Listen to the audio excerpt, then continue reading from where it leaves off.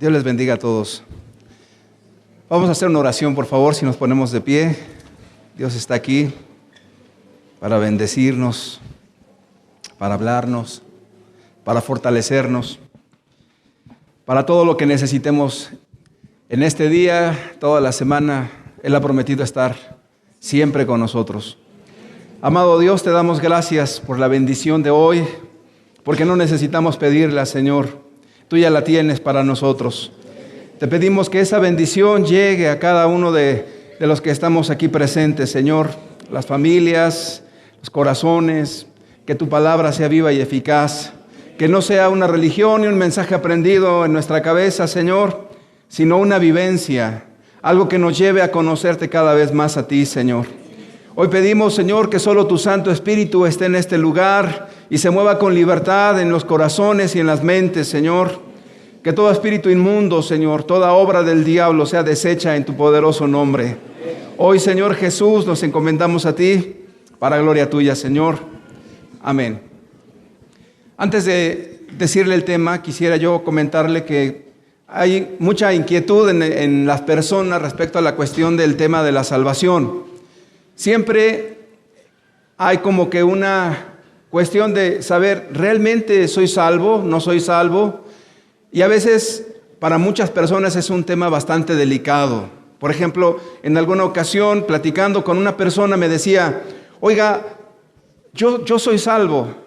Y yo simple y sencillamente le pregunté, ¿por qué dices tú que eres salvo? Y la persona pensó por un momento y después me contestó, bueno, mira, yo soy salvo porque una vez fui a una iglesia y había un mensaje muy bonito y se sentía la presencia de Dios. Y alguien al final, de manera personal, se acercó conmigo y me dijo que si yo quería aceptar al Señor Jesús. Le dije, ¿y tú qué hiciste? Me dijo, bueno, la verdad es que yo sí acepté a Jesús, hice una oración y creo que mi vida está bien. Le dije, bueno, vamos a dejar esto como verdad. ¿Y qué es de tu vida? ¿Qué cambios ha habido en ella? ¿Eres una nueva persona? ¿Realmente has nacido de nuevo? ¿Realmente estás libre del pecado?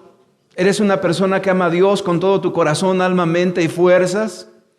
Se quedó pensando por un momento y dijo, bueno, mira, yo trato de esforzarme. Y yo le contesté, es cierto, es necesario esforzarse, pero la obra que el Espíritu Santo es mucho más allá que todo esto que estamos platicando.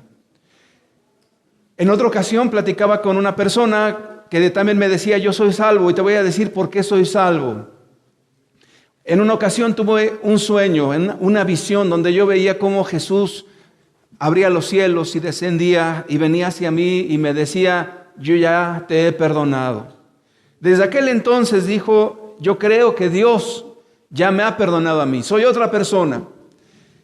Me quedé pensando por un momento, analizando las Escrituras, y la verdad es que esa experiencia no está en la Biblia. Entonces, cuando hablamos del tema de la salvación, es un tema tan importante, tan necesario, porque pudiera ser que cada uno pueda tener una experiencia o un concepto muy personal, o dependiendo a qué grupo o iglesia asista una persona, entonces tendrá un concepto tan diferente. Pero necesitamos volver a las Escrituras, necesitamos comprender el tema, ¿qué es nacer de nuevo? Entonces el tema es ese, nacer de nuevo. Vamos a ver Juan capítulo 3, versículo 1 y 2. Juan 3, verso 1 y 2 nos dice, había un hombre de los fariseos que se llamaba Nicodemo, un principal entre los judíos. Este vino a Jesús de noche y le dijo, Rabí, maestro, sabemos que has venido de Dios como maestro, porque nadie puede hacer estas señales que tú haces si no está Dios con él. Aquí vemos primeramente a un hombre principal entre los judíos, dice la Biblia. Ese hombre es un hombre que le llaman o se llama Nicodemo. Y este hombre vino a Jesús, vino de noche. La Biblia no nos da explicaciones por qué vino de noche, pero sí nos dice que era un hombre principal. Algunos comentaristas dicen que él pertenecía a la clase sacerdotal y era parte del Sanedrín. ¿Qué es eso? Eran la clase gobernante, las personas que tomaban las decisiones importantes espiritualmente hablando. Entonces no era cualquier persona, era un hombre maestro. Era un hombre que conocía las Sagradas Escrituras, la Torá, el Pentateuco, lo sabía perfectamente. Entonces él, como maestro, como una persona que conoce las Escrituras, llega a Jesús, pero no quiere llegar con un hijo de un carpintero a la vista de todos, diciendo: mira, Nicodemo, el hombre que conoce la Biblia, va a preguntarle al hijo del carpintero sobre los asuntos espirituales. Entonces Nicodemo va de noche, va de incógnito, no quiere que la demás gente se dé cuenta que él tiene una inquietud legítima, una inquietud correcta. ¿Qué es eso de nacer de nuevo? Y lo primero que le dice Nicodemo: mira, yo sé que tú eres maestro, yo sé que tú eres un hombre de Dios, porque las señales que tú haces nadie las puede hacer. Y en eso estaba Nicodemo, porque él tenía esa inquietud. En Juan 2, versículo 23 al 25 nos dice, usted lee la Biblia y el capítulo anterior dice por qué Nicodemo estaba impresionado. Vamos a ver Juan 2, versículo 23 al 25. Estando en Jerusalén en la fiesta de la Pascua, fíjate lo que dice ahí. Muchos creyeron en su nombre. ¿Y por qué creyeron? Dice porque viendo las señales que hacía. En otras palabras, lo que Jesús estaba realizando a vista de todos era impresionante. Imagínate que una persona que es paralítica se levante, o una persona que no tiene mano, de repente le comienza a crecer una mano. Eso es increíble, sobrenatural, portentoso. Entonces la gente estaba observando esas maravillas y decía: este es más que un profeta, este es más que un buen hombre, o es más, es mejor que un rabino, tiene que ser algo más. Pero dice el versículo 24, pero Jesús mismo no se fiaba de ellos porque conocía a todos y no tenía necesidad de que nadie le diese testimonio del hombre, pues él sabía lo que había en el hombre. La pregunta interesante es: ¿por qué Jesús no se fiaba de ellos? Estaban impactados. Imagínate que Jesús en carne y hueso viniera aquí, en este lugar, y de repente te sanara una enfermedad incurable. O de repente Jesús hiciera un milagro por lo que has estado pidiendo tantos años. O aquello que te ha atormentado tanto de repente desaparezca. Seguramente tú dirías: Jesús es grandioso, ¿cierto? Es maravilloso. Pero Jesús mismo no se fiaba de ellos. Aquí es la parte interesante. Entonces Jesús quiere mostrarnos algo más allá de lo que los ojos humanos alcanzan a percibir. Y ese más allá tiene que ver con el corazón de las personas. Los cambios externos, las apariencias, lo que una persona pueda tener por fuera puede ser a veces tan engañoso. Sinceramente, estamos viviendo en un mundo de engaño. Vamos a ver Juan 6, versículo 26, cómo en muchos contextos, personas que vieron señales, que tuvieron beneficios de Dios, realmente no nacieron de nuevo, no se salvaron. Juan 6, 26 nos dice: respondiendo Jesús y les dijo: de cierto os digo, que me buscáis, no porque habéis visto las señales, sino porque comisteis el pan y os saciasteis. En otras palabras, Jesús le estaba diciendo a un grupo de personas: bueno, tú viste señales, ¿cierto? Viste las señales, viste prodigios, viste cosas y te impactó, ¿cierto? Pero tú me estás buscando, no porque realmente quieras tener un encuentro personal conmigo, no porque quieras conocerme, no porque me quieras amar y caminar conmigo todos los días de tu vida, no porque quieras agradarme a mí, dejar tu vida pecaminosa, sino que tú estás buscándome porque recibiste un beneficio, comiste y te saciaste. En otras palabras, le está diciendo Jesús: lo único que buscas de mí es un beneficio y nada más. Y aquí es donde hay algo interesante. Las personas que buscan un beneficio ciertamente salen y de repente dicen: yo ya me sané, mi problema se terminó, ya la situación que estaba atravesando ya no me aflige tanto, los problemas que estoy viviendo ya no son tan difíciles, mi vida está bien. En otras palabras, ya muchísimas gracias a Dios. Sigo viviendo como bien me parece. Déjame platicarte una historia, por cierto, verídica, real, en todos los sentidos. De repente había un hombre que era violento en su casa, un hombre terrible, un hombre que hablaba groserías, muy violento. De repente, este hombre dejó ir a su esposa a las reuniones de la Biblia. Y este hombre, de repente, cambia drásticamente. Y le dice a la mujer, ya no quiero que vayas a ninguna cuestión de la Biblia. No quiero que asistas. No quiero que te pares jamás y que escuches nada de Dios. La mujer estaba sorprendida porque le dijo, bueno, si tú me diste permiso, ¿por qué cambias de opinión ahora? El hombre, con los ojos brillosos de la droga y de la borrachera, le dijo, es que yo pensé que cuando tú comenzaras a leer la Biblia, entonces a mí me iba a ir bien y yo iba a tener dinero y muchas cosas iban a cambiar para bien, pero ahora que veo, no pasó nada, no cambió nada y ahora ya no vas a leer la Biblia. Qué interesante, un hombre alcohólico, un hombre borracho, sacó de su corazón lo que había. Jesús dijo que de la abundancia del corazón habla la boca. ¿No es así? Este hombre fue muy franco al decir, pues yo lo que busco de Dios es un beneficio. Pero si somos honestos, ¿cuántas personas en la vida están buscando de Dios solo un beneficio? Porque cuando las cosas van mal en casa, ya no quiere buscar de Dios. Cuando las cosas van mal en el matrimonio, ya no quiere buscar de Dios. Cuando las cosas van mal económicamente, dicen, oye, ya no quiero buscar de Dios. O de repente las cosas ya no son como yo pensaba, me estoy asfixiando. Entonces digo, no, ya no, me estoy ahogando. Espérame, no tiene que ver con eso, Dios. Entonces Jesús está observando los corazones de cada persona. Entonces Él les dijo tajantemente, ustedes me buscan no por las señales, no porque me estés buscando, sino por el beneficio, porque comiste y te saciaste, por eso me buscas. ¿Qué reproche tan grande está teniendo Jesús? Y yo quiero decirte que ese es un grupo, un sector de personas que dicen ser salvos, que dicen conocer a Dios, pero cuando ya las cosas no son como quieren, entonces comienzan a declinar. Se comienzan a marchitar como esa flor y de repente ya se están secando y como la vida cada vez es peor, dicen, ¡ay! Ya no quiero. Pero espérame, ese corazón Dios dice que no es creyente. Vamos a otro grupo, espero que tú no estés en este.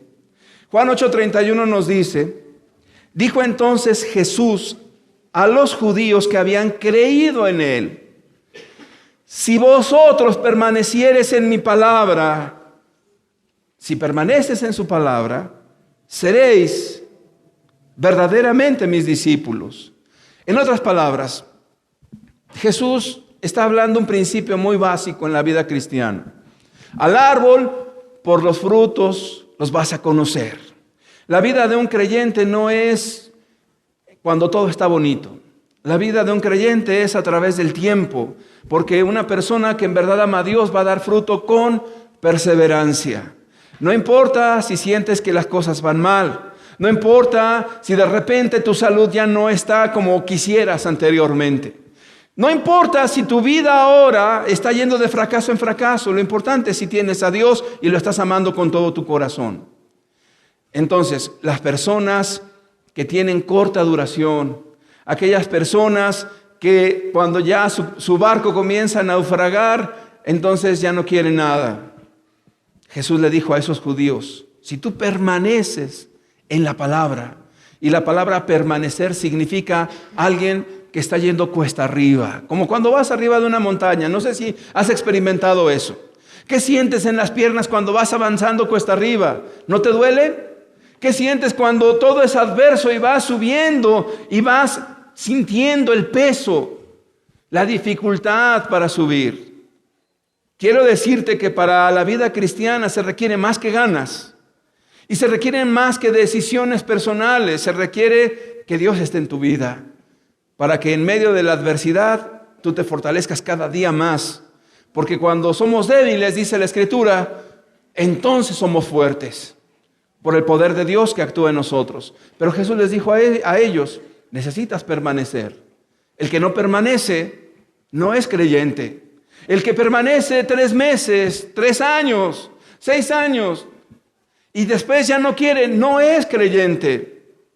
¿Por qué? Porque en verdad el que ama a Dios ha dado su vida y la ha puesto por amor a Cristo. Él dio su vida por mí, yo voy a dar mi vida por Él. En esto amamos a Dios, no en que nosotros la hayamos amado primero. Él fue el que nos amó primero. No sé si usted esté de acuerdo en eso. Pero hay otra cosa todavía más terrible. Santiago 2, verso 19 nos dice: tú crees que Dios es uno, bien haces. También los demonios creen y tiemblan. Qué interesante. Las Escrituras nos dicen ahora de manera más clara: cualquiera puede decir ser creyente. Cualquiera. Y cuando digo cualquiera, la Biblia te está diciendo, mira, hasta los demonios. Hasta los demonios dicen creer. Hasta los demonios tiemblan. El asunto es que su vida no concuerda con las Escrituras. Ese es el problema. Entonces, ¿quién es cristiano? Hoy en día hay una multitud de personas que dicen creer. Estás observando a unas personas, dicen soy cristiano. Ves a otras, todos dicen ser cristianos. Todos son cristianos. Todas las personas son cristianas. Es una multitud de personas que dicen ser cristianas. Pero la pregunta es, ¿quién es cristiano? Y si nosotros nos ponemos en esa multitud también, pudiéramos pensar, ¿somos creyentes realmente? ¿Somos cristianos realmente? ¿Por qué decimos ser cristianos? ¿Porque estamos en una congregación? ¿Porque estamos en un lugar donde se habla la verdad? Yo quiero decirte que eso es un fundamento totalmente falso. Te voy a hablar de algunos fundamentos falsos de manera breve. Una vez me encontré con una persona que dijo, ¿sabes? Yo fui a un lugar donde todo era extraordinario. Es más, yo veía cómo la gente se caía, yo veía cómo la gente sanaba. Y te voy a decir algo, me lo decía. Yo tenía una enfermedad de este tipo. En esa reunión precisamente donde hubo tantos milagros, en esa reunión, Dios me sanó. Y Dios me sanó y por lo tanto, yo creo que Dios me salvó. Y Dios hizo una obra portentosa en mí. Y inmediatamente le dije, Dios sana y Dios salva. Pero es importante analizar nuestra vida a la luz de las Escrituras. Siempre. ¿Por qué? Porque ese es el camino seguro. Su vida no concordaba con las Escrituras. En ninguna manera dudamos que Dios pueda sanar a una persona. Pero por favor entendamos. Una cosa es sanar y otra cosa es salvar. Entonces, hay personas que dicen, en la congregación yo vi cómo la gente se endemoniaba. Y vi cómo las personas de repente hablaban de manera diferente y echaban espuma por la boca y gritaban cosas horrendas. Y vi cómo los demonios salían gritando de la persona. Yo creo que ahí está Dios. Que bueno, puede ser que sea Dios, pero no confundas eso con la salvación. Y si así comienzas a ver todas las cosas, la prosperidad, todo el espectáculo espiritual, las visiones, los éxtasis, la cantidad de personas que asisten a una iglesia, las sanidades, etcétera, etcétera. Ponle lo que quieras en esa lista. Todo eso puede ser bueno. Todo eso puede ayudar. Pero no confundamos. Eso no es la salvación. Eso no es la salvación. De tal manera que Jesús mismo siempre estuvo advirtiéndonos de estas cosas. Mateo 7, 21 al 23 nos dice, no todo el que me dice Señor, Señor. La palabra Señor es Kyrios en griego. Amo. El patrón. El que manda. No todo el que me dice Señor de palabra. Señor, Señor, entrará en el reino de los cielos. ¿Quién va a entrar entonces? Sino el que hace la voluntad de mi Padre que está en los cielos. En otras palabras, la vida concuerda con esa profesión de fe. Si yo hago una profesión de fe, pero mis obras, mis frutos son otras cosas, miento o robo, o soy una persona que se enoja y pierdo el control de mí mismo y comienzo a maldecir a otros, entonces mi vida no concuerda. Mi vida no concuerda con la palabra de Dios. Y es un grave problema, porque dice ahí el versículo 22, muchos me dirán en aquel día, Señor, Señor, ¿no profetizamos en tu nombre? Y en tu nombre echamos fuera demonios, y en tu nombre hicimos muchos milagros, muchos quiere decir cantidad. Pero Jesús solemnemente dice, y entonces les declararé, nunca, terrible cosa, nunca os conocí, apartaos de mí, hacedores de maldad. Y aquí es la pregunta interesante, ¿cómo una persona puede hacer milagros?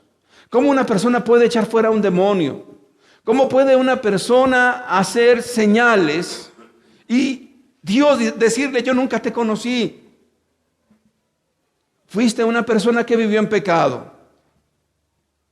Entonces, el panorama espiritual es tremendo, porque el engaño espiritual va a ser terrible, porque tanto predicadores como personas que se digan ser creyentes van a tener esa facultad de hacer estas señales que te estoy diciendo, pero si la vida que ellos están practicando no concuerda con la Biblia, pues están practicando algún pecado en alguna área de su vida, están completamente, enteramente engañados.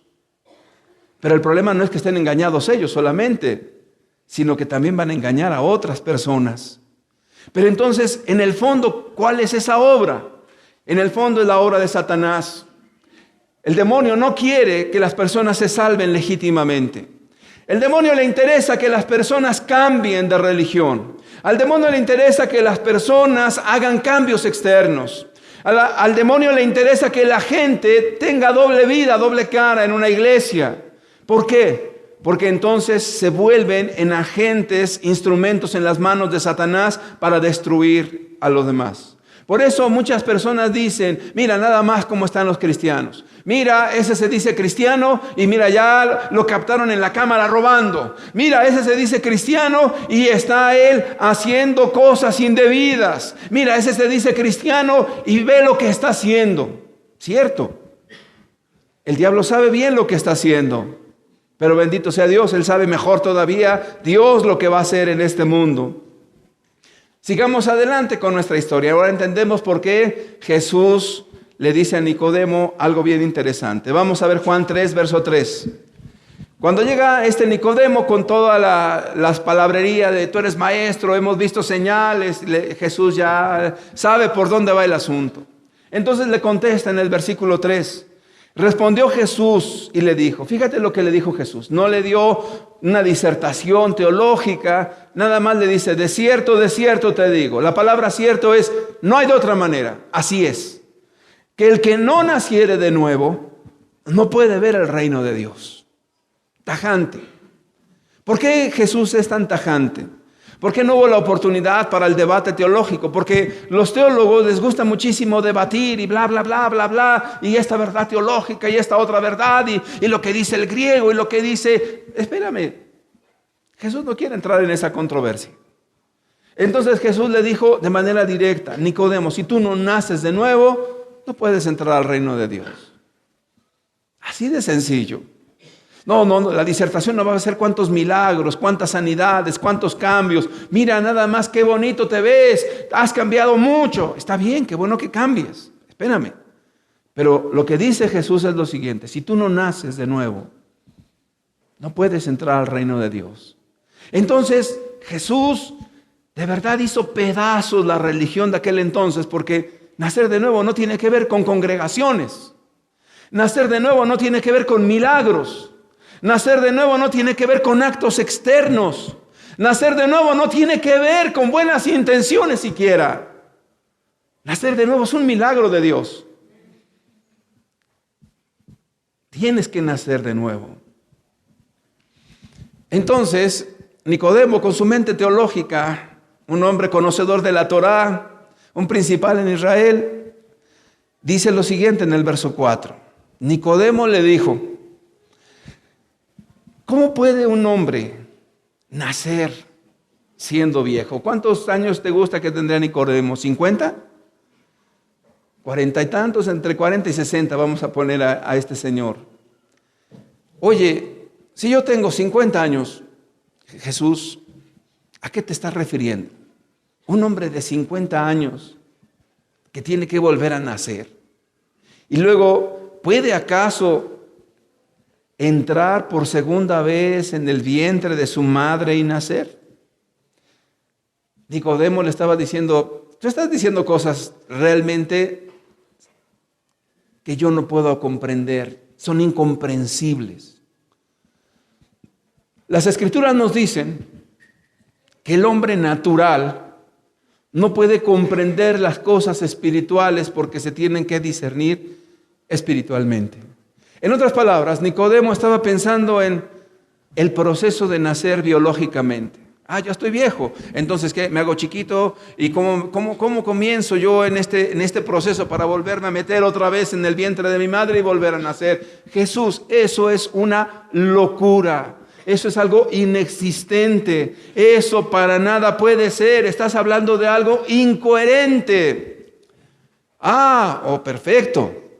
El asunto es que Jesús está hablando algo más profundo que todo lo que tú estás diciendo, Nicodemo. Tiene que ver con lo espiritual. Tiene que ver con una vida espiritual. Entonces, ¿qué es eso de nacer de nuevo? Vamos a ver qué contesta Jesús. Verso 6. Lo que es nacido de la carne, carne es. En otras palabras, tú ya naciste en la carne. Te llamas Juan Pérez y naciste el 5 de julio de 1980 y tantos. Perfecto. Tú ya naciste. Lo que es nacido de la carne, carne es. Eso es lo que tú eres. Te llamas fulano, tienes tantos años, trabajas en tal cosa. Eso eres tú biológicamente como ser humano. Pero después Jesús dice, y lo que es nacido del Espíritu, Espíritu es. Y luego dice, no te maravilles de que te dije, os es necesario nacer de nuevo. Entonces Jesús ya hace esa diferencia. No, Nicodemo, no tiene que ver con aspectos humanos. No, Nicodemo, no tiene que ver con cambios externos. No tiene que ver con cambios de religiones. No tiene que ver con cambios de aspectos físicos. No tiene que ver ni siquiera con que me cambio de nombre en tal religión. Nicodemo, no tiene nada que ver con eso. Tiene que ver con un nacer del Espíritu en tu vida. Porque lo que es nacido del Espíritu, Espíritu es. Es otra cosa totalmente diferente. Es algo que no podrás hacer por tus méritos propios. Es algo que no podrás lograr por ti mismo. Es algo que viene de Dios. Es algo celestial. Qué hermoso es Dios. Entonces, ahora entendemos por qué mucha gente se enfrasca en cuestiones de engaños. Que si yo tuve una visión y el ángel me dijo que yo ya había sido perdonado. Que si yo tenía una enfermedad incurable y me sané. Que si yo sentí unos calambres y un fuego hermoso que me tocó desde la punta de la cabeza hasta los pies. Que si hay mover del Espíritu y las señales y los milagros y que si los demonios son echados fuera. Todo eso lleva a una confusión terrible. Por eso hay tanta falsedad y tanto engaño. Porque las personas juzgan con los ojos de la carne. Porque las personas siempre están viendo con los ojos naturales, pero no procuran ver las cosas del Espíritu por la palabra de Dios. Y por eso hay tanto falso cristianismo. Ahí te puse unas monedas. Esas monedas son falsas. Y le puse ahí una leyenda que dice, un dicho del mundo, no todo lo que brilla es oro. ¿Por qué? Porque hay cosas que pueden parecer, pero en la realidad no lo son. Hay cosas que parecen tan reales, de tal manera que estamos viviendo el mundo de la réplica o de lo falso. Réplica en el sentido de hacer otra cosa semejante. Por ejemplo, si usted ve un teléfono de buena marca, la que sea, de repente usted puede encontrar la misma marca con un precio más económico, pero por supuesto con una inferior calidad y que eso no le va a durar nada. De repente usted puede ver que todo lo que es caro, todo lo que tiene calidad, comienza a ser clonado. ¿Para qué? Pues para que la gente compre algo más económico y con una calidad muchísimo más baja. Eso es lo que estamos viviendo. Usted puede comprar unos tenis, puede comprar una bolsa, puede comprar y ser una réplica, un clon, no real. ¿Y cuál es la consecuencia? Que usted tiene un producto de baja calidad y que no le dura para nada y que no sirve. Si quieres algo auténtico, es costoso. Tiene que tener la garantía y la calidad de que efectivamente eso es original. Bueno, quiero hablarte yo precisamente de eso. La salvación no puede ser una imitación de la religión. Puede haber cosas parecidas. Puede haber cosas que tú digas, se ve muy creyente, se ve muy cristiano, se ve muy bien, pero solamente Dios conoce los corazones y la Biblia te puede determinar con toda claridad, sin ambigüedades, quién es una persona nacida de Dios. ¿Quieres saberlo? Vamos a ver los clones, los falsos, y concluiremos con la verdadera salvación. Primera de Juan capítulo 1, verso 12 y 13. Primera de Juan 1, verso 12 y 13 nos dice: mas a todos los que le recibieron, a Jesús, su enseñanza, todo lo que Él vino a hacer a esta tierra, su obra redentora, a los que creen en su nombre, les dio potestad de ser hechos hijos de Dios. Pero aquí el verso 13 nos dice algo interesantísimo: los cuales no son engendrados de sangre, ni de voluntad de carne, ni de voluntad de varón, sino de ¿qué? Sino de Dios. Bueno, aquí yo te subrayé lo falso y le puse en negritas lo que es verdadero. Entonces, la misma Biblia te dice, hay cosas falsas, pero hay algo que es genuino y es espiritual y es de Dios. Y yo estoy seguro que tú anhelas lo espiritual, lo original, no lo falso. Si tú quieres ir con lo falso, te vas a engañar tú mismo. Y al final tu vida va a ser un verdadero fracaso. Vamos a analizar el que es nacido de sangre. Cuando hablamos de una persona que es nacida de sangre, es aquellas personas que nacen en un contexto religioso. Papá va a una iglesia, mamá va a una iglesia. A la iglesia ponle el nombre que quieras, eso no importa, la que sea. Entonces, por consecuencia, de repente el hijo va a ser exactamente igual que él.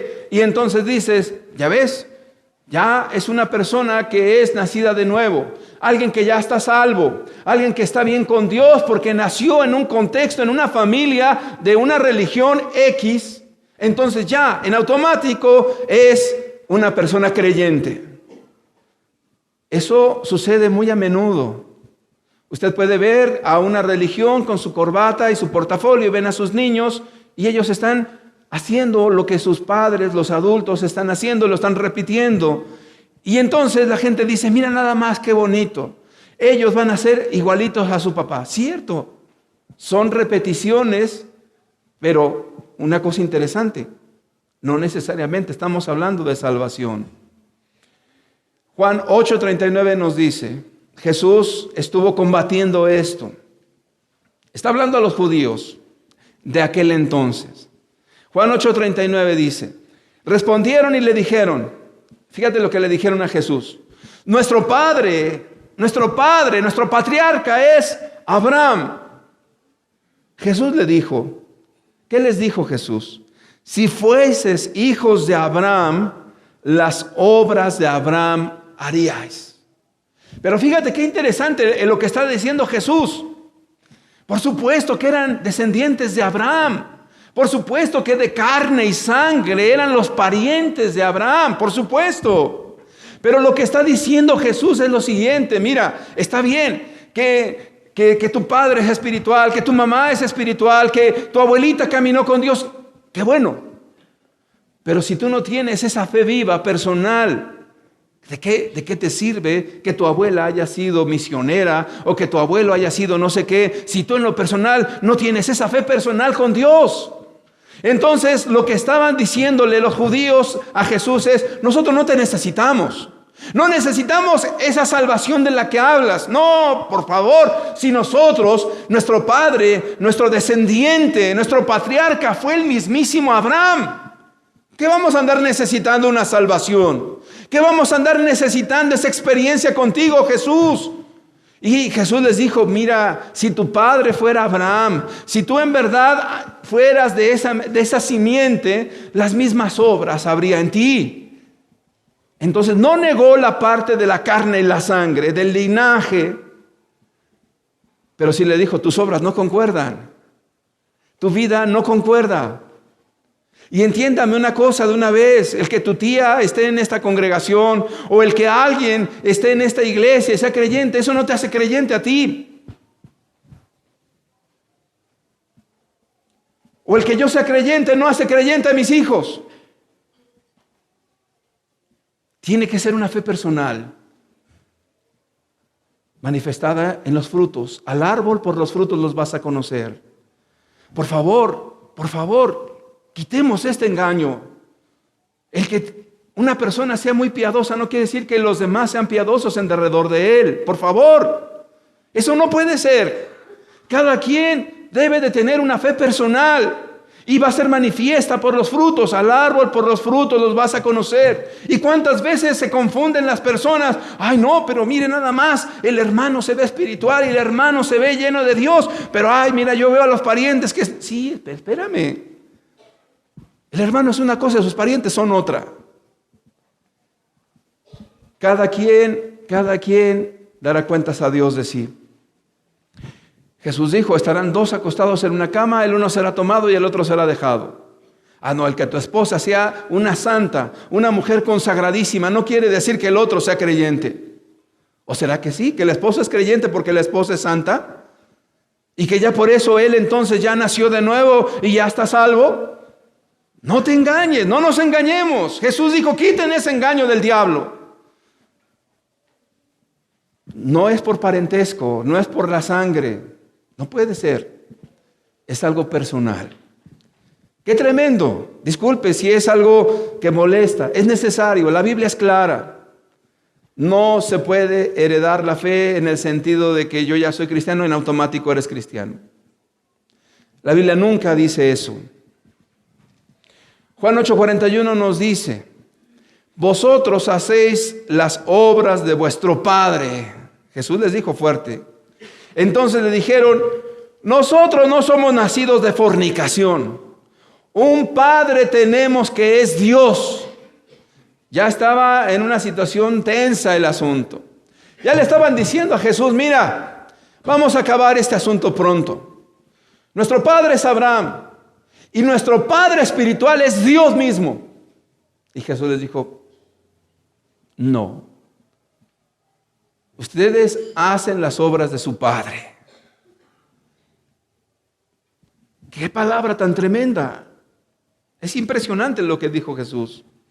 Porque en el verso 44 les dice, con toda la claridad, vosotros sois de vuestro padre el diablo. Oye, qué falta de tacto de Jesús. Qué falta de sensibilidad. Ellos están en un contexto de la Torá y toda la descendencia del linaje de Abraham. Y aparte dicen que su padre es Dios y Jesús le dice, no, tu padre es el diablo. Porque tus obras hablan por ti.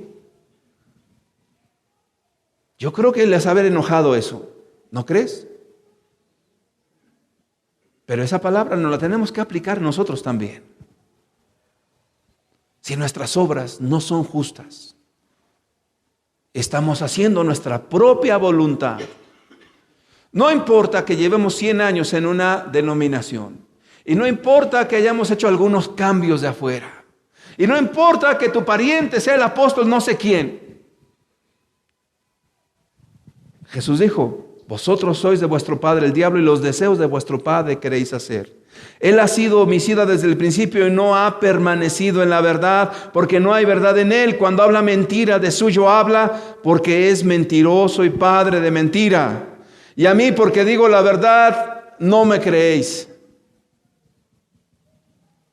Jesús, cuando viene a hablar a las personas, habla con toda franqueza. Si tú crees que porque tienes un contexto familiar de creyente estás en el cielo, estás en el infierno. Estás engañado y estás perdido. Dios quiere que te arrepientas y tú mismo busques a Dios para que en verdad Dios se compadezca de ti. Pero no estés acomodado diciendo, no, es que yo tengo a mi familia creyente, están orando por mí, yo estoy en un contexto. Sí, no te confíes. Dios no se va a hacer de la vista gorda porque tu pariente es cristiano. No. Entonces Jesús quitó el engaño, la sangre. Y luego viene otro engaño. Espero que no estés en el que está, pero si estás, Dios te está hablando para que busques a Dios con seriedad. El siguiente es el nacido de la carne. Vemos a un bebé y tiene que ver precisamente con ese nacimiento biológico, pero también las Escrituras nos hablan de lo que es la carne. En el griego significa los deseos pecaminosos. Romanos capítulo 8, versículos 6 y 7 nos dice: porque el ocuparse de la carne es muerte, pero el ocuparse del Espíritu es vida y paz. Por cuanto los designios, los deseos de la carne son enemistad contra Dios, porque no se sujetan a la ley de Dios, ni tampoco pueden. Tampoco pueden. Aquí hay una verdad importante, súper importante. Dentro de mí, en mi cuerpo, hay deseos. Y esos deseos para nada son buenos, son egoístas. Y esos deseos siempre van a tratar de satisfacer lo que yo quiero y a salirme con la mía y a andar buscando siempre mi complacencia y siempre buscando mi propio interés, mi propio beneficio y siempre tratando de evitar la negación, la cruz y el amor a los demás, siempre tratando de buscar y sacar ventaja de todo tipo de situaciones. Eso es la carne. Y te llevan, ¿qué? A la mentira, te llevan al enojo, te llevan al adulterio, te llevan a la fornicación, te llevan a todo tipo de deseo inmundo. Y las personas se esclavizan en eso. El versículo 15 nos dice: pues no habéis recibido el espíritu de esclavitud para estar otra vez en temor, sino que habéis recibido el espíritu de adopción por el cual clamamos Abba Padre. En otras palabras, las personas que están en la religión han interpretado este libro de Romanos, donde dicen, es que mira, esa es la experiencia de un creyente. Me ando quemando en mis deseos y de repente cedo a la pornografía. Pero le pido perdón a Dios y ya le digo que no va a volver a pasar. De repente vuelvo a ceder otra vez a mis enojos y le volví a gritar a mi mujer y le dije unas palabrotas, pero Dios sabe que yo no quiero y me estoy esforzando y anhelo con todo mi corazón no volver a eso. Ya, Dios, perdóname, y otra vez vuelvo a lo mismo. Pero ahora de repente sale otro deseo, viene una mujer y le empiezo a codiciar y digo, ay Dios, no quiero, ayúdame porque siempre estoy cayendo en esto y en esto y en esto y en esto. Y la verdad se vuelve algo que se llama esclavitud. Y esa esclavitud es horrible porque la persona entiende en su cabeza que está mal lo que hace, que está mal lo que está viviendo, que está mal lo que la persona está experimentando, que sus acciones están mal y lo sabe. Por favor, nadie está engañado en ese sentido. Cada persona tiene una conciencia, cada persona sabe sus actos, cada persona sabe en lo secreto lo que hace, pero está esclava. Jesús dijo, el que hace pecado, esclavo es del pecado. Y el esclavo en la religión es ese que está como dándose golpes de pecho y diciendo, Dios, perdóname, Dios, perdóname, Dios, perdóname. Y otra vez, y otra vez, y otra vez. Y pasan al altar a llorar, Dios, y ahora sí no vuelvo. Y otra vez, otro periodo. Es como una montaña rusa donde está subiendo y bajando, subiendo y bajando. Eso no es la vida espiritual que Dios nos ha ofrecido. Ese es el engaño de la religión. Y aquí la pregunta es, ¿eres un esclavo o estás libre del pecado? Cuando a una persona en la religión le dices eso, lo ofendes. ¿Cómo? Alguien puede ser libre. ¡Qué soberbio! Eres lo peor que pueda haber. ¿Cómo puedes decir que puedes ser libre del pecado? ¿Cómo? Eres un soberbio. Entonces Dios no tiene poder para librarnos. ¿No dijo Jesús? Si el Hijo os libertare, ¿seréis verdaderamente libres? ¿No dijo eso? No dijo que seas tú. ¿Por qué en este espacio tanta gente está amarrada? Porque el demonio ha sido hábil para engañar. Aquí el diablo ya no usa solamente el razonamiento, sino también la Biblia. Y con la Biblia le dice, eres un esclavo, ya ves, no puedes dejar el pecado, no puedes cambiar, siempre vuelves a lo mismo. Tu vida está en esa condición y no vas a salir nunca. Esos son los dardos del diablo en la cabeza. Y el esclavo se queda allí paradito, como que diciendo, no hay más, no existe otra cosa. Y si yo digo que Dios puede hacer libre, voy a ser hasta soberbio y Dios hasta me pueda matar, porque si yo niego que estoy en pecado, mi vida está totalmente destruida. Y ahí va la persona en una caída continua. Pero déjame decirte de parte de Dios, esto es un engaño. Aquí no es la salvación de Dios. Esto es la religión, producto del mismo diablo engañador del mundo entero. Esto no es salvación.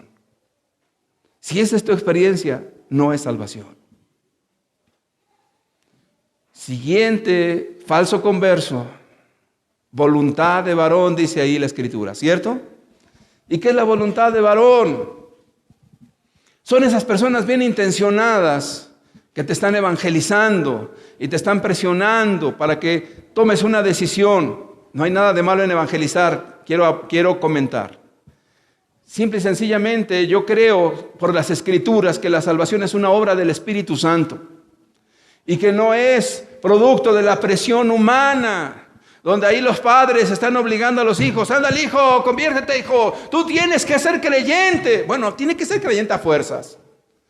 Sí, tienes que ser creyente. Tú tienes que buscar de Dios. Tú tienes que estar haciendo las cosas correctamente. Tú tienes. Y está la presión y la presión. Muchos jóvenes no quieren estar en la congregación, pero los padres los están presionando y presionando y presionando y presionando. Y llega el momento que esos jóvenes dicen, ya estoy harto. No quiero nada. Ya me fastidié. Siempre están con lo mismo. Y ahora sí esto y lo otro y no hagas aquello. ¿Sabes?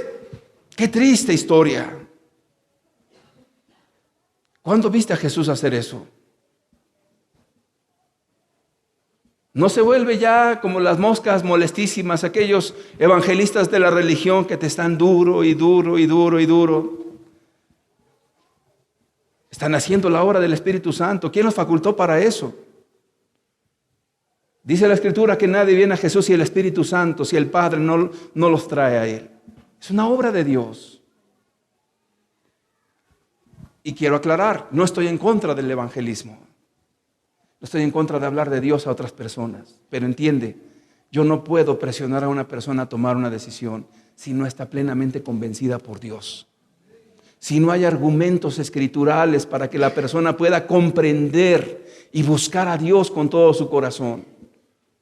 Puedo orar, puedo ayunar, puedo darle la Escritura, pero obligar y forzar a una persona le estoy haciendo un mal. Si no concuerda conmigo, vamos a leer Mateo 23, verso 15. Mateo 23, verso 15 dice: ay de vosotros, escribas y fariseos hipócritas, porque recorréis mar y tierra para ser un prosélito, un convertido, y una vez hecho, le hacéis 2 veces más hijo del infierno que vosotros. Qué palabras tan suaves y delicadas de nuestro Señor Jesucristo. Les dice a esos falsos conversos, porque son falsos conversos, hipócritas. ¿Y por qué hipócritas? Porque tampoco su vida concuerda con su salvación. Dicen y no hacen. Dicen que son libres del pecado y ellos mismos son esclavos de corrupción. Y van y hacen tantas cosas para hacer un convertido. Y después de que lo hacen, dice Jesús, lo volvieron 2 veces más hijo del infierno porque estaba perdido en el mundo. Y ahora en la religión esta está más perdido y más engañado que antes. Porque ahora dice estar bien en pecado. Esta es una obra de Satanás en todo el sentido de la palabra. ¿Y en qué se transforma esto? En un cambio de religión. Es horroroso que una persona, es inmoral que una persona nada más haga un cambio de religión. Y cuando alguien está pensando, no, es que es una guerra de religiones, y si yo soy de esta religión, ¿me vas a cambiar a la otra religión? Por favor, eso es un acto inmoral. Dios no te pide que cambies de religión. Dios te pide que lo conozcas a Él y verás que todo va a ser transformado. Y tú podrás ver ahora con los ojos que Dios te da con la Escritura para hacer diferencia entre lo santo y lo profano, entre lo que es bueno y lo que es malo. Porque Dios te dará la claridad. Dios habla. Dios no está mudo. Dios es todopoderoso.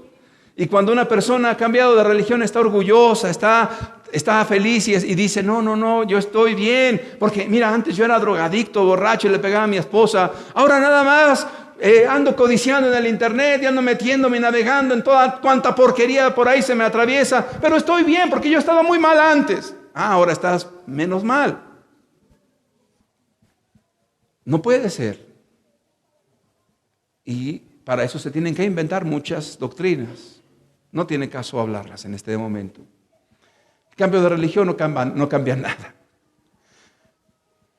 Es solamente cambiar de un estercolero a otro, de un lodazal a otro. No tiene caso. Dios no cambia la religión, Dios cambia el corazón. Y aquí viene ahora lo que es un nacido de Dios, según las Escrituras. ¿Qué es un nacido de Dios? Efesios 2, verso 8 nos dice, porque por gracia, la palabra gracia es gratuitamente, sois salvos por medio de la fe. Y esto, lo subrayé y lo puse en negritas, y esto no de vosotros, no de tus esfuerzos, no de que le quiero echar ganas a las cosas de Dios. Espérame, aquí no se trata de echarle ganas, se trata de que ames a Dios, de que estés con Él. Venid en pos de mí, os haré pescadores de hombres. No se trata de que digas, ahora voy a hacer todas las cosas. Espérame, qué bueno que tengas esa intención, pero es Dios el que hace todas las cosas. A lo que nos toca a nosotros es estar con Él, amarlo a Él, estar en su presencia, caminar con Él, depender de Él y decirle, Dios mío, ayúdame, leer las Escrituras y que por ellas seas transformado de gloria en gloria. Quiere decir que es algo de Dios totalmente. ¿Qué parte pones tú? La parte del arrepentimiento, la disposición de estar con Cristo y que Él te guíe a lo que Él quiera que hagas. Y esto no de vosotros, pues es don de Dios. Aniquila las obras, aniquila todo lo que tú puedas esforzarte.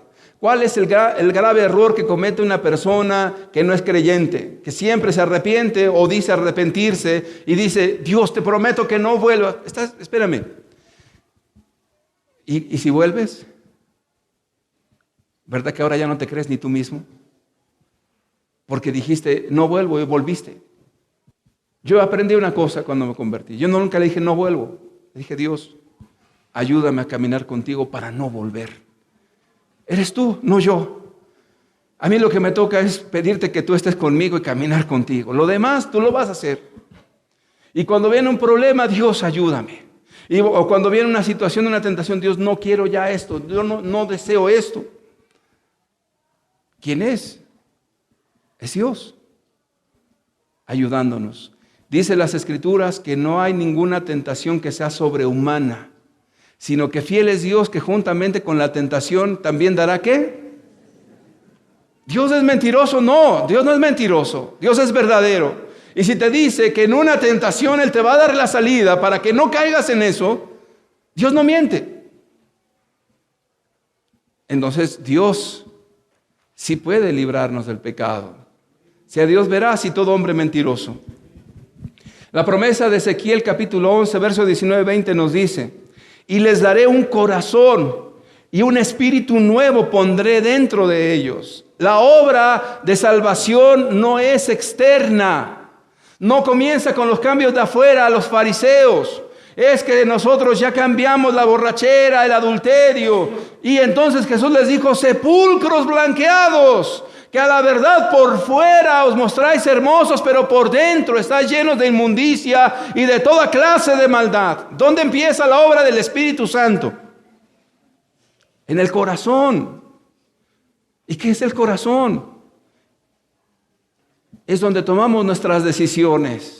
Porque Jesús dijo que de dentro del corazón salen los malos pensamientos, el adulterio, la avaricia, la fornicación. Dice, todas estas maldades de dentro del corazón salen y contaminan al hombre. Entonces Jesús no se va a limpiarlo de afuera, a quitarte solamente lo borracho, a quitarte solamente lo adúltero, lo externo. No, Jesús se va a la raíz y te dice, ¿sabes qué? Lo que voy a hacer es cambiar tu corazón. La obra del Espíritu será siempre en el corazón, no afuera. Ya lo de afuera se muere solo. Es como cuando usted va a una planta y se le empieza a cortar las ramas, pues con el sol y con el agua vuelve a surgir otra vez. No, pero si tú arrancas algo de raíz, se secó. Entonces Jesús se va a la raíz. Y les daré un corazón y un espíritu nuevo. Nuevo. No un corazón medio parchado, medio cambiado, como una llanta vieja que le pones una cámara. Sí rueda, pero es una llanta vieja, ya le pusiste 20 parches. No. Jesús no viene a poner un parche, no viene a ponerte a esa llanta vieja. Él viene a cambiar, te da una nueva. No, una cámara también ya que tiene 1000 parches. No, pero funciona. Pues sí, rueda, pero un día te va a matar. No es lo mismo quitar esa llanta vieja y parchada y ponerte una nueva. ¿Por qué pongo un ejemplo tan burdo, dirá usted? Porque ¿sabía usted que la palabra griega para la llanta también la conocemos como neumático? ¿Y sabe por qué le dicen neumático? Porque la palabra neuma en el griego es espíritu. También se puede traducir como aire. Le llaman neumático porque dentro tiene aire. Exacto. Qué curioso. El espíritu en griego es neuma. Y también se puede traducir como aire. Pero, ¿qué quiere decir esto? Que Dios no viene a cambiarte cosas.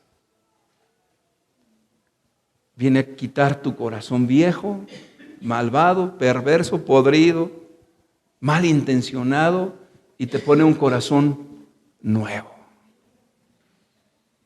Quizás usted no me crea a mí, mis palabras échelas a la basura, pero créale a Dios, busquen las Escrituras.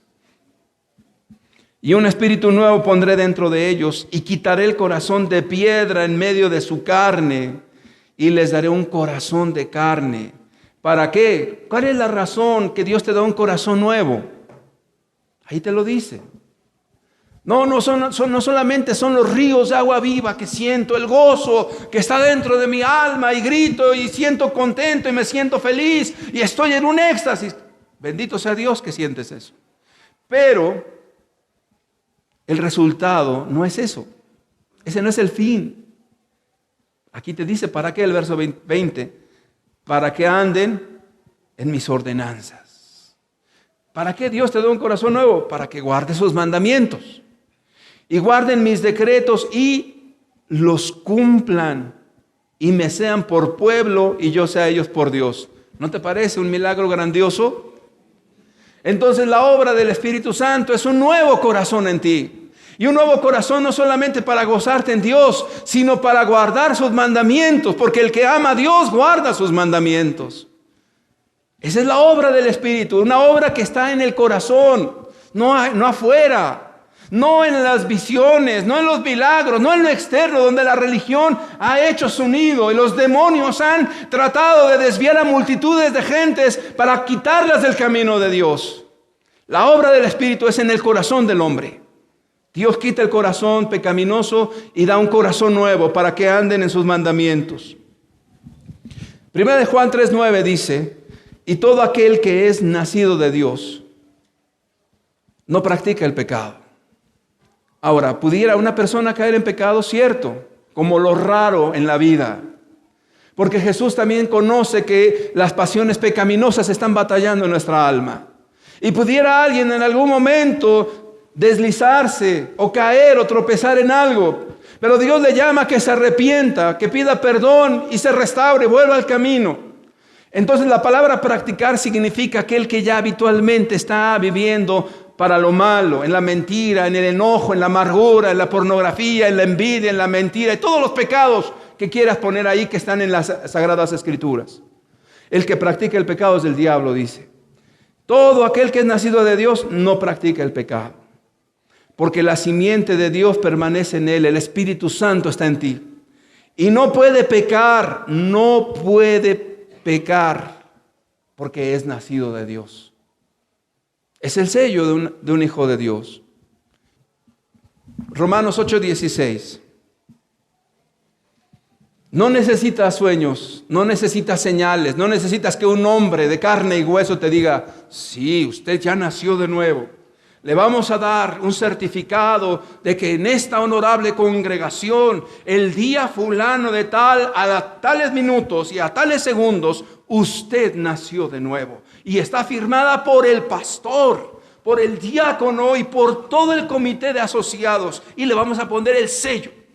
Aquí tiene usted, ya nació de nuevo. Eso sería ridículo, ¿no es así? Ningún hombre te puede decir. Dios tiene la autoridad en las Escrituras para decirte quién es un nacido de nuevo. Yo no puedo saber quién es nacido de nuevo, sino porque viviera con la persona y viera sus frutos y le diría, no eres cristiano. Pero se lo diría con mucho amor y le diría los porqués. Pero aquí está la claridad en la Biblia. Romanos 8:16. El Espíritu mismo. ¿Quién es el Espíritu? El Espíritu es Dios. El Espíritu mismo da testimonio a nuestro espíritu de que somos hijos de Dios. ¿Será que Dios realmente te puede hablar y Dios te da testimonio dentro de ti mismo que eres creyente? La Biblia dice que sí. Una persona que es nacida de Dios, 1 Timoteo 1:5 dice, pues el propósito de este mandamiento es el amor, nacido de un corazón limpio. Un corazón limpio.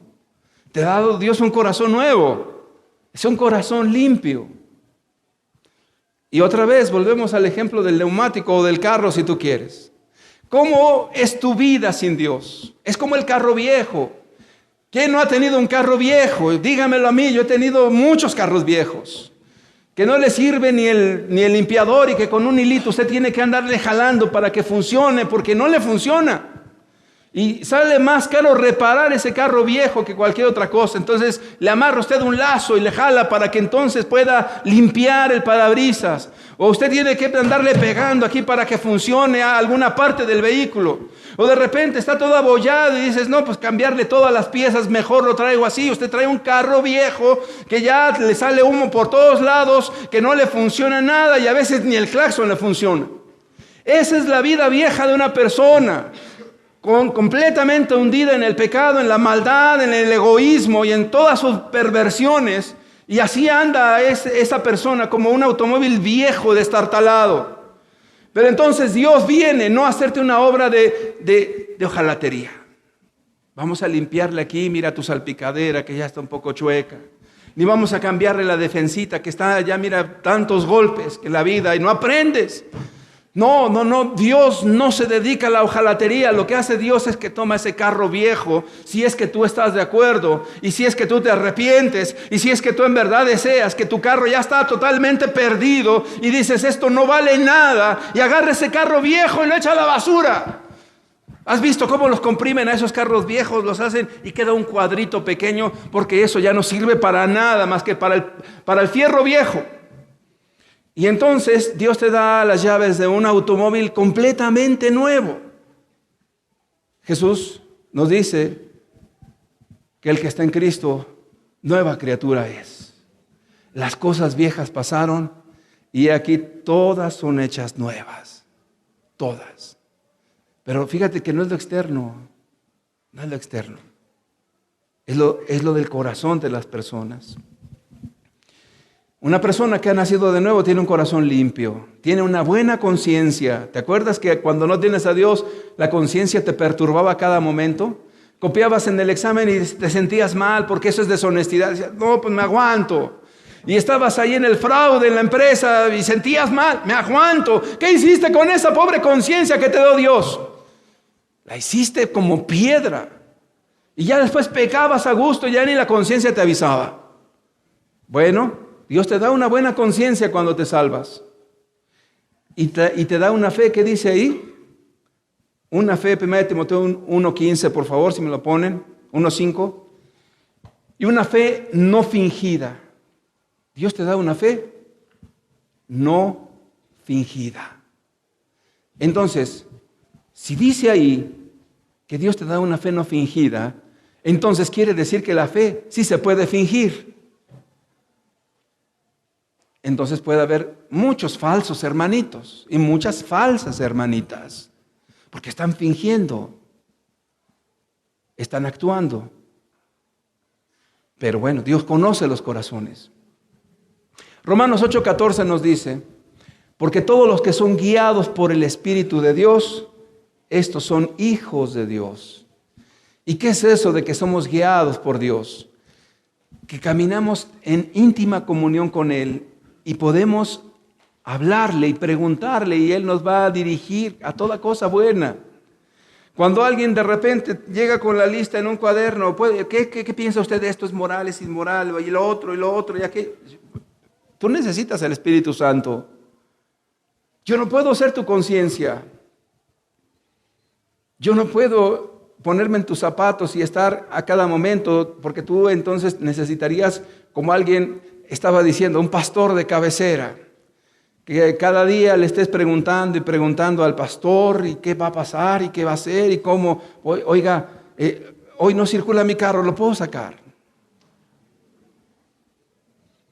Y el pastor dice, déjeme orar para que venga la iluminación. Que cree que tuvo una revelación, que no lo puede sacar porque si no se lo va a llevar la grúa. Quizás nos da risa, pero hay personas que a veces quieren depender de los hombres de esta manera. Eso no puede ser. Dios nos va a guiar a toda verdad. Y un nacido de nuevo, lo primero que hace es, de verdad, se afianza a Dios como no tienes idea. Es alguien que tiene el tesoro más grande. Se llama Dios. Y aprende a caminar con Dios. Primera de Juan 4:8. El fruto de una persona nacida de nuevo es que ama. El que no ama no ha conocido a Dios porque Dios es amor. Pero no es el amor del sentimiento. Es el amor sacrificial de Jesús. Ves a las personas con otros ojos. Al que odiabas ya no lo odias. Al que te hizo daño y al que tanto te ofendió y tantas maldades te hizo, de verdad ya no le deseas nada. Al que le deseas que le vaya bien. Esa es una obra de Dios en los corazones. Primera de Juan 3:20, 21 nos dice, pues si nuestro corazón no nos reprende, mayor que nuestro corazón es Dios. Y Él sabe todas las cosas. Amados, si nuestro corazón no nos reprende, confianza tenemos en Dios. Entonces, si el corazón nos reprende, si tenemos mala conciencia, es evidencia de un corazón no nacido de nuevo. Ahora, cuando una persona ha nacido de nuevo, la conciencia le avisa para todo, hasta porque no saludaste a una persona. Tu deber es detenerte e ir a saludar a la persona. Y si ya no está, al otro día, discúlpame, mira, no te saludé por esto. Está respetando tu conciencia. Un nacido de nuevo respeta su conciencia. Juan 3:5 nos dice, respondió Jesús, de cierto os digo, que el que no naciere de agua y del Espíritu, no puede entrar en el reino de Dios. Volvemos a nuestra historia de Nicodemo. Ya hablamos de los falsos conversos y del que es nacido de Dios. Pero Jesús le dice a Nicodemo, si no naces del Espíritu y del agua, no puedes entrar en el reino de Dios. Entonces, ¿a qué se refiere Jesús con el nacer del Espíritu y del agua? Bueno, ahí vemos cómo Jesús, dice, se bautizó.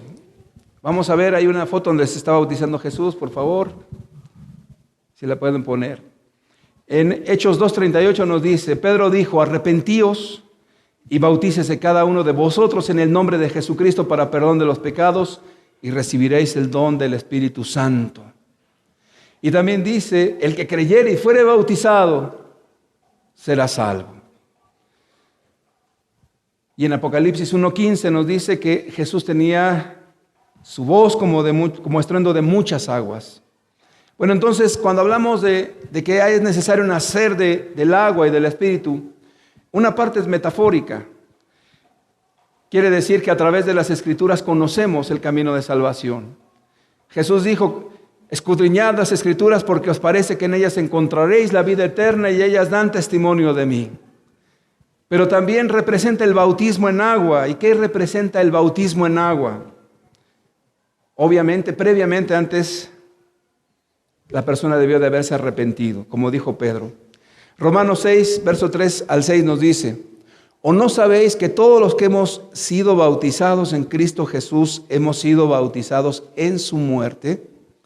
Porque somos sepultados juntamente con Él para muerte por el bautismo, a fin de que como Cristo resucitó de los muertos por la gloria del Padre, así también nosotros andemos en vida nueva.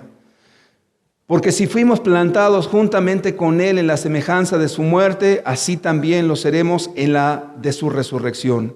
Sabiendo esto, que nuestro viejo hombre, nuestro carro viejo, fue crucificado juntamente con Él para que el cuerpo del pecado sea destruido, a fin de que no sirvamos más al pecado.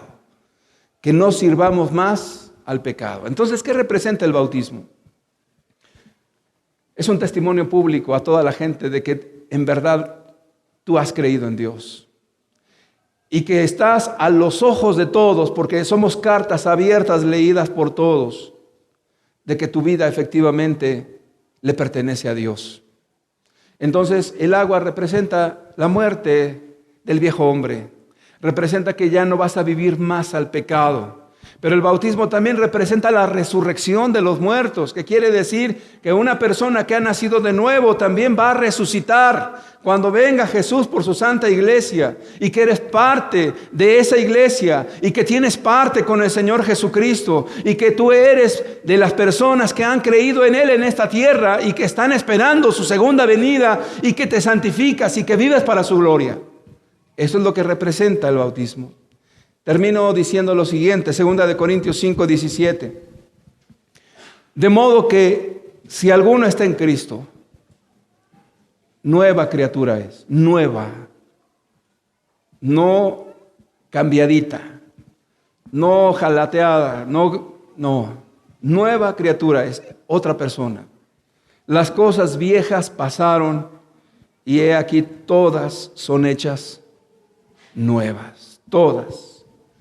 Y aquí es donde Dios quiere darte una vida nueva. Pero yo quiero pedirte que seas honesto, porque seguro es que Dios te habló. La Biblia no da ambigüedades, no es confuso el asunto, es muy claro. Y estoy cierto, tan cierto estoy que Dios te ha hablado, que tú sabes dónde te encontraste y cómo te relacionaste y dónde te viste. Y la pregunta que yo quiero hacerte es si en verdad tú quieres nacer de nuevo. Si tú quieres buscar esa salvación de Dios, no la religión, no la forma. Que eches a un lado todo lo que has aprendido. Que si te dijeron solamente que con una oración ya tu vida es otra, te engañaron. Que si de repente tu vida la viste reflejada en el esclavo, donde estás luchando con los pecados, caes, vuelves a llorar, te vuelves a arrepentir, te vuelves a remorder, vuelves a caer. Eso no es la vida espiritual.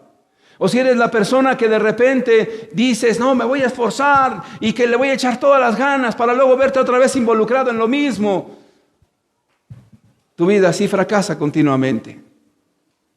O si estás muy acomodado diciendo, es que no, mi madre es cristiana, mi padre, mi abuelo, no, olvídate, fueron apóstoles todos ellos. ¿Y eso qué? Solamente hay uno que es nacido de Dios y es un asunto personal. Tú no te podrás salvar por la fe de tu abuelo, ni de tu padre, ni de tu tío, ni de tu hermano. Tú necesitas a Dios.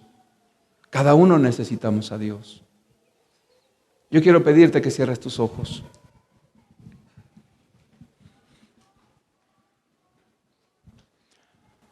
Amado Dios, gracias por tu palabra, Señor. Tu palabra es verdad. Pedimos que tú honres y glorifiques tu palabra, Señor.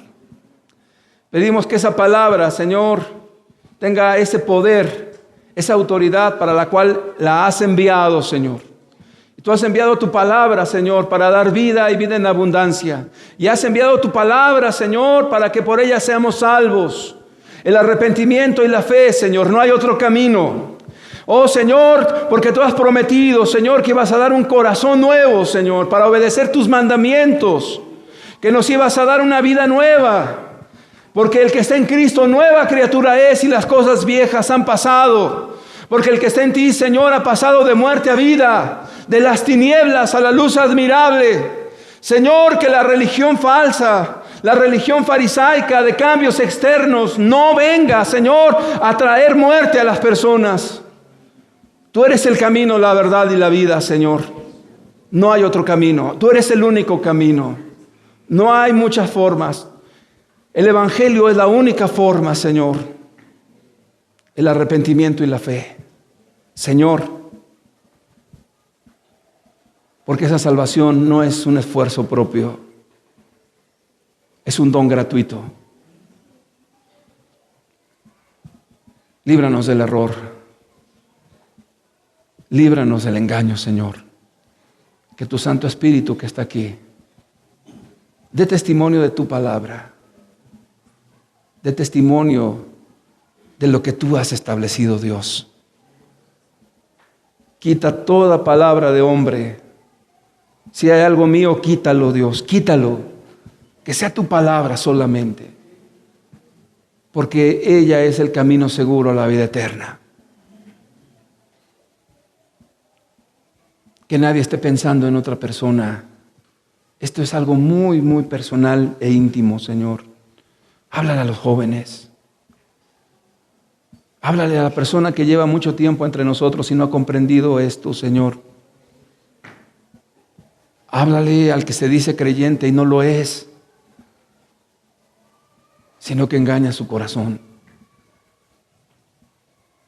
No permita, Señor, que nos engañemos. Nadie. Tu palabra es verdad. A ti y solamente a ti sea toda la gloria, Señor. Que esta palabra sea para vida. Bendito sea, Señor. Queremos pedirle solamente que por un momento medite. 2 o 3 minutos será suficiente. Solamente le quiero pedir que no piense en nadie. Si eres joven, no pienses en tu familia. Si eres una persona mayor, no pienses en tu esposa o en tu esposo. Es un asunto muy personal. Tampoco te compares en relación de buenas obras y malas obras. Mejor que o peor que, o peor quién. No. Porque a una persona aún religiosa, engañada, puede tener muchas buenas obras. Pero si el corazón no está sano, si el corazón no ha sido cambiado por Dios, vuestras buenas obras son como trapos de inmundicia. Meditemos por un momento. Que sea el Espíritu Santo hablándote. Si alguna palabra es mía, de mi propia carne, deséchala. Toma la Escritura. Toma la palabra. Créele a Dios, solamente a Dios. Y delante de Dios, sé honesto. Delante de Dios, sé honesta. Y después de un momento se puede retirar con libertad. Quizás no sea la forma en que se termine una reunión. Generalmente cantamos y todo esto, pero yo creo que Dios quiere hablarnos. Y no se trata de que usted vea las faltas de alguien y diga, pues qué bueno, ojalá lo oiga este supuesto cristiano. Es un asunto muy personal. Que Dios les bendiga a todos.